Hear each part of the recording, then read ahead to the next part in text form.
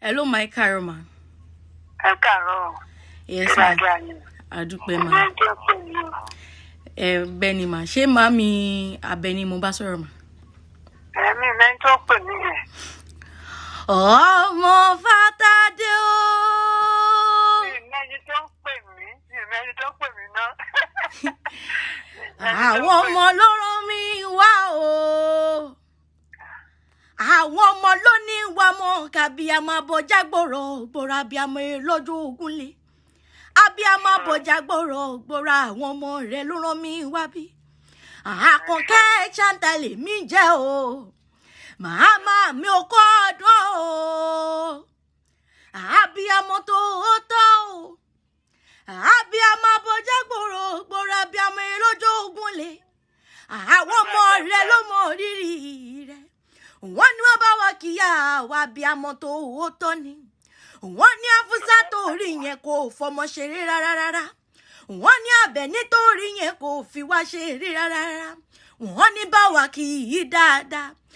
Àyà Lájí múra iná. Àyà Àdìsá tó ṣe bẹ́ẹ̀ tí ó bá wa gbélé ayé mọ́ ọ̀run dẹ̀dẹ̀ fẹ́ ní ire. Ọ̀run kò dẹ̀lẹ̀ fún nínú rẹ̀. Màmá mi ọmọ Isaga o. Màmá mi ọmọ ló ní mo bá yín délé àwọn bàbá tó bí yín lọ́mọ. Isaga òkú mọ́ ṣe o. Màmá mi máa gbọ́ dídùn ẹnu mi. Wọ́n máa eré owó nìyẹn o. Wọ́n máa rere owó tí ò nígbà àgèdè ni wọ́n kò kílé àwọn bàbá tó bí yín lọ́mọ. Wọ́n máa bẹ̀rẹ̀ mẹ́ta Isaga.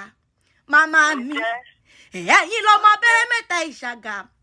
Ọ̀kọ́kọ́ òkú lẹ fi ránṣọ nínú ilé àwọn bàbá tó bí yín lọ́mọ. Isaga níyan máa bẹ̀rẹ̀ mẹ́ta ọ̀kan tó kù lọ́mọ aráyé fi ránṣọ nínú ilé àwọn bàbá tẹ̀yìn ni. Òwò ọmọ eré owó o. Màmá mi máa gbọ́ dídùn ẹnu mi. Ẹ̀yin lọ́mọ àgbò dúdú bọ̀ lọ́jọ́ tí bàbá yín mú ọgbọ́n níjọ́sí tó sì ìdí funfun nínú ilé bàbá tó bí yín lọ́mọ ni. Ọmọ káfọ̀ pa wá o. Ọmọ káfàjẹ̀ wá. Ọmọ kádọ̀ pẹ̀lú ọmọ kádà jẹ́nu. Káwá fògèdègédé ọwọ́ wa kọ̀. Káwá fògèdègédé ọwọ́ wa kọ̀. Délé Ṣàgá nínú ilé bàbá tó bí yín lọ́mọ ni. Abiyamọ tó tọ́. Wọ́n wá tún ní mo bá wọnúlé àwọn ọkọ rẹ lọ. Ẹ̀gbá ni wọ́n bá yí sí o. Báwa ni ẹgbá méjì oníjà ara wọn níyàn. Nínú ilé àwọn ọkọ tẹ̀yìn ni. Ẹ̀gbá mọ́ Lísàbí, agbóǹgbàkàlà, ọmọ ìrìnjọ ogun ọlá, ọmọ sílẹ̀kùn palẹ̀kùn dé, ọmọ àrídìí ogun lójú ogun.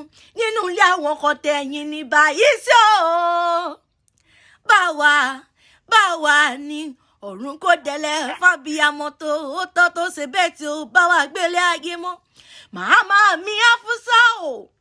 Mọ́mọ́ bínú pé mo bá olóye mo pé ọ lórúkọ. Mẹ́bórúkọ là ń pè ládéládé. Orúkọ là ń pè lódùmarè ọba. Àwọn ọmọ ló rán mi wá bí. Àwọn ọmọ wọn ò wá ní kú mọ́ yín lójú lágbọ́ Ọlọ́run ọba. Ní fún ojú sunkún wọn mọ́. Ní tọ́nàwó sàré ọdún dùnú ọdún re lẹ́sìn mọ̀ báwọn ṣe lágbọ́ Ọlọ́run ọba. Òjòjò ní sówó kọ́mọ́lé náà jà kókó lárọ̀ tán lé. Kókó lára rẹ̀ ó mọ̀ ọ́n lé.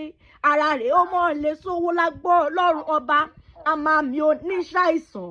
Ò ní fojú sunkún wọn mọ́. Wọn ò ní fi lẹ́tà bànújẹ́ ránṣẹ́ sí ọ. Ò ní fi lẹ́tà bànújẹ́ ránṣẹ́ sọ́mọ lágbọ́ Ọlọ́run ọba. Màmá mi ọkọ àdúrà o. Àṣẹ ìṣàmọ́dún ọdún ayọ̀ lẹ́sìn mo bá wọn ṣe. Àkànkẹ́ Chantalè mi ń jẹ́ o. Ọmọ arojo òjòyè. Happy birthday ma. Àwọn ọmọ ló rán mi wá. Gbogbo àwọn ọmọ yín ni ma. Ìwọ náà dàgbà. Àmín.